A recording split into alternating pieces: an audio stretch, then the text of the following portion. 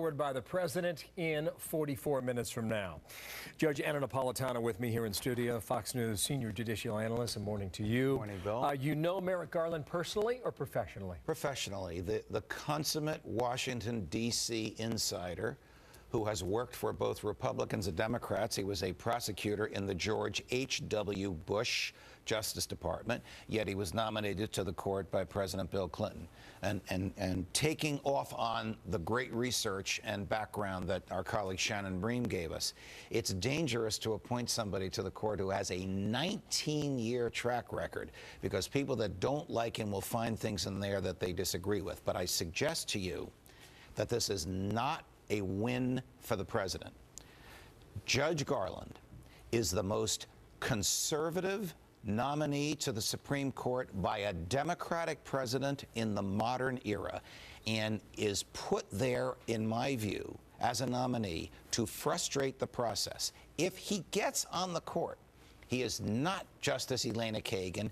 He is not Justice Sonia Sotomayor. He does not think about the law the way Barack Obama does. So Barack Obama does not get the opportunity to appoint Antonin Scalia's opposite number. If he does not get on the court, then we're still at a stalemate. So in my view, this is a lose for the president. So your observation is that the president is challenging Republicans? My observation is that the president is more interested in the politics of the process, attempting to pry loose Republicans who actually like Judge Garland and agree with him, than the president is interested in his own philosophical legacy on the court, which he has in Justices Sotomayor and Kagan. 19-year history. He has ruled generally how? We have center right? Yes, we have looked at his rulings on the First Amendment, freedom of speech, his rulings on the Fourth Amendment, searches and seizures, his rulings on the relationship between the states and the federal government, and his rulings on whether the court should defer to the decisions of administrative agencies. Almost always on the side of the government. Not what one would expect from a Democrat. Okay, the president is afforded the nomination. Yes. The Senate committee is afforded, by way of the Constitution, the right to take up the nominee or not. Yes. What do you believe the Senate Republican committee will do in the judiciary? I think that when the president speaks in about 45 minutes, he's going to argue that the Senate has a duty and an obligation to evaluate this nominee, and that is not the law. The law in the Constitution is the Senate makes its own rules, it moves at its own pace, and it cannot be told what to do by the president. I think, for better or for worse, and I'm not evaluating the politics, just the constitutionality of it, the Senate will stand firm, and they have the constitutional and legal right to do so. There may be political repercussions to that. The president will attempt to pry loose Republican senators who are running for re-election, who are in tough re-election battles, who don't want to have to defend standing firm as part of their re-election campaigns, and he may succeed there.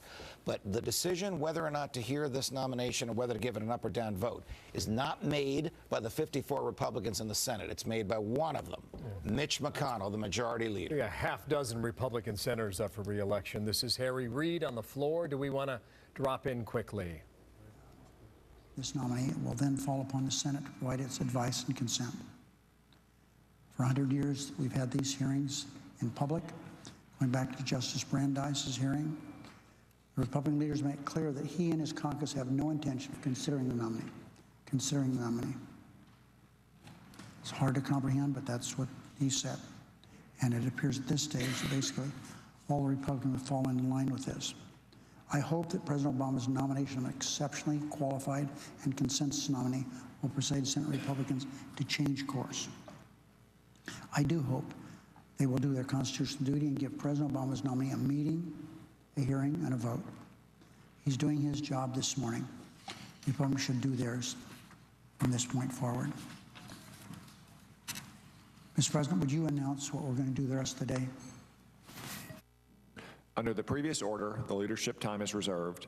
Under the previous order, the Senate will resume consideration of the House message to accompany S. Okay, so we're about 40 minutes away on the clock now from seeing Merrick Garaland in the Rose Garden. You're going to see that live here on the Fox News Channel. While I have a minute here, if Judge, if the scenario you laid out for us goes according to that Donald Trump,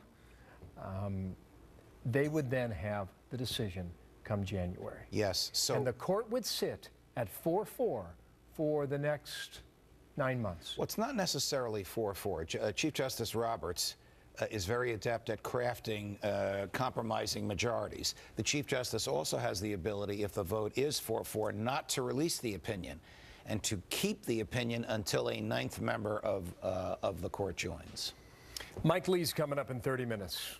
Senator Lee has great insight into the operation of the Supreme Court. He clerked for Justice Sam Alito, and Senator Lee would be a prime contender for this seat if it is still open and if Donald Trump or Ted Cruz or even John Kasich becomes president. Look, Mitch McConnell's making a calculation, and the calculation is that the Republican will win in November, because if Hillary Clinton wins, you will not get a Merrick Garland-like nomination. You'll get a much farther to the left nomination What than is Judge Garland. fascinating about all this is that Justice Scalia, the announced death of this Supreme Court justice was only a few hours old.